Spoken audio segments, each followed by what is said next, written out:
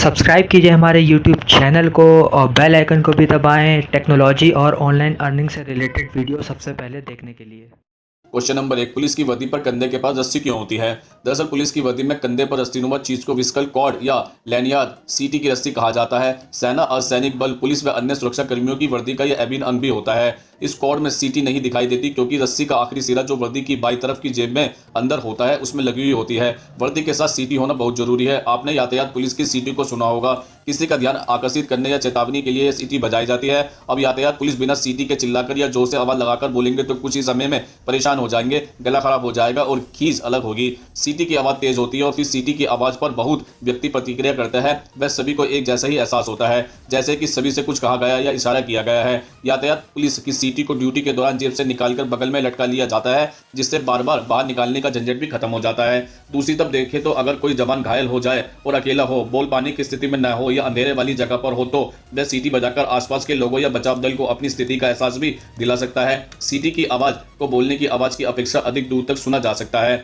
अब हम कह सकते हैं कि सीटी ऊपर की जेब में ही क्यों लगाई जाती है जबकि पैंट की जेब में भी रख सकते हैं। दरअसल क्योंकि आप पैंट की जेब में हाथ भी डालते हैं या और कोई अन्य सामान भी रखते हैं तो असुविधा न हो, सीटी को वर्दी के साथ अनिवार्य बना दिया गया है। इसलिए ही इसे ऊपर की जेब में रस्सी के साथ जोड़ दिया गया है, जिससे आप जब भी वर्दी में हो आपके साथ सीटी रहेगी और सीटी को भूलने या मूल वंश कहीं छोड़ने का झंझट भी नहीं रहेगा। क्वेश्चन नंबर 2, ट्रेन के एसी कोच में सफेद चादर ही क्यों दी जाती है? दरअसल ट्रेन में या होटल के कमरों में आमतौर पर सफेद चादर इसलिए दी जाती है कि उसके मैलेपन का साफ पता चल सके। यदि कोई रंगदार चादर होगी तो यह ठीक उसी तरह ज्ञात नहीं हो पाएगी कि चादर साफ सुथरी या धुली हुई है या नहीं। इससे यात्री को चादर के साफ सफाई, धुलाई और बिना इस्तेमाल किए हुए के प्रति विश्वास की भावना भी पैदा होती है।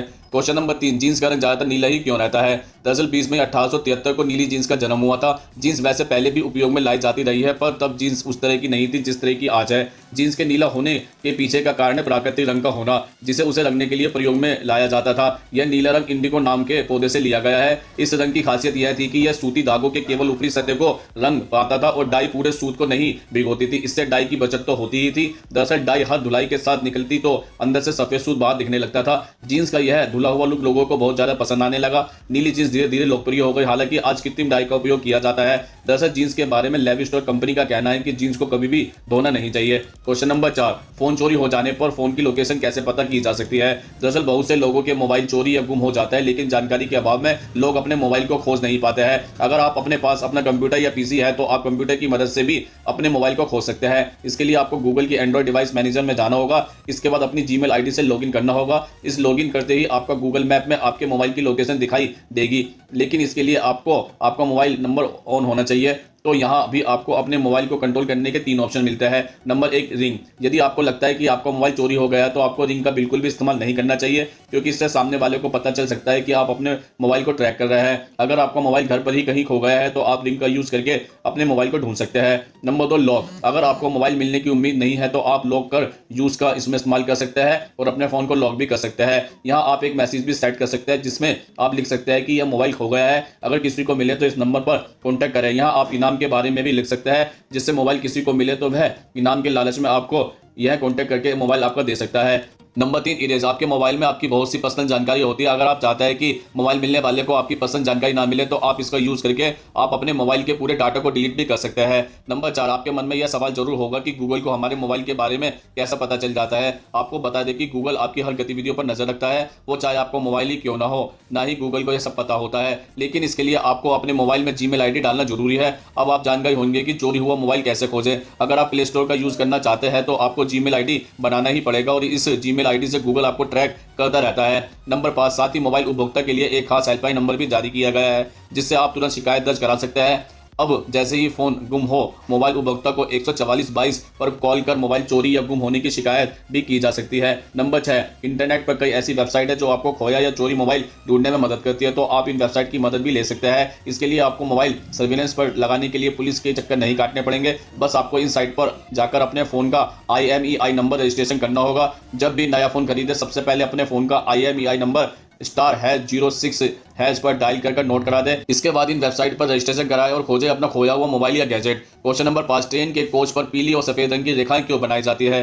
दरअसल ब्लू ICF कोच पर कोच के आखिरी में खिड़की के ऊपर पीली या सफेद कलर की लाइनें या धारियों को लगाया जाता है, जो कि वास्तव में इस कोच को अन्य कोच से अलग करने के लिए उपयोग किए जाते हैं। यह लाइनें द्वितीय श्रेणी के अनरिजर्व कोच को इंगित करता है। जब स्टेशन पर ट्रेन आती है तो बहुत सारे ऐसे लोग होते हैं जिनको इस बात की उलझन रहती है कि जनरल डिब्बा कौन सा है। वैसे लोग इस पीली रंग की धारी को देखकर आसानी से समझ सकते हैं कि यही जनरल कोच है। इसी प्रकार नीले लाल पर ब्राउन पीली रंग की धारियां विकलांग और बीमार लोगों के कोच के लिए इस्तेमाल की जाती है। इसी प्रकार ग्रे पर हरी धारियों से संकेत मिलता है कि कोच केवल महिलाओं के लिए है। इन रंग पैटर्न को मुंबई पश्चिमी रेलवे में केवल नए ऑटो डोर क्लोजिंग EMU के लिए शामिल भी किया गया है। ग्रे रंग पर लाल रंग की धारी फर्स्ट क्लास के कोच को इंगित करती है। तो हमने देखा कि किस प्रकार से अलग अलग रंगों की धारियों को ट्रेन के कोच पर इंगित करने का अर्थ होता है। क्वेश्चन नंबर 6, भारतीय पुलिस वकीलों से क्यों डरती है? दरअसल यह कहना उचित नहीं होगा कि भारतीय पुलिस वकीलों से डरती है। जहां तक प्रश्न है, वकील और पुलिस एक दूसरे से जुड़े हुए होते हैं। पुलिस जब किसी व्यक्ति को किसी अपराध में संलिप्त करते हैं और अभियोग पंजीकृत करती है और विवेचना के उपरांत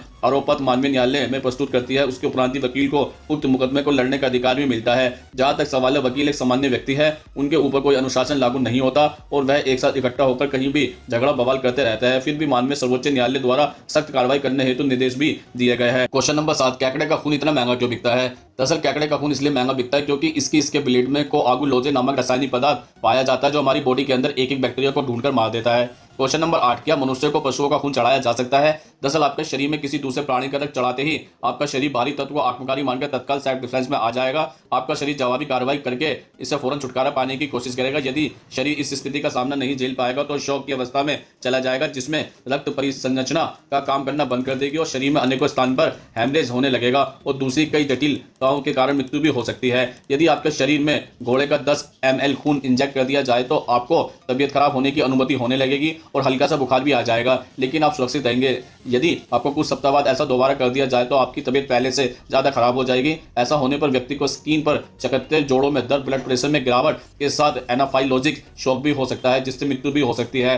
एनाफाइलोजिस्ट शॉक प्रोटीन के प्रति अति संवेदनशीलता से उत्पन्न होने वाला घातक दारी भी हो सकता है। यह तो आप जानते ही होंगे कि हम हर मनुष्य को केवल वही खून चढ़ा सकते हैं जो उसके ही ब्लड ग्रुप या टाइप का हो। हमारा शरीर इस बात का बहुत ध्यान रखता है कि कौन सा पदार्थ किसके लिए हितकर है और कौन सा हानिकारक है। तो दोस्तों, आज हमने आपके द्वारा पूछे जाने वाले प्रश्नों को उत्तर देने की पूरी कोशिश की है। अगर आप भी हमसे कोई प्रश्न पूछना चाहते हैं तो कमेंट बॉक्स में लिखकर पूछ सकते हैं, हम उसका उत्तर देने की पूरी कोशिश करेंगे। अगर ये वीडियो आपको पसंद आई हो तो इसको लाइक करें, कमेंट्स करें, ज़्यादा से ज़्यादा शेयर करें और हमारे चैनल को सब्सक्राइब जरूर करें। नमस्कार दोस्तों।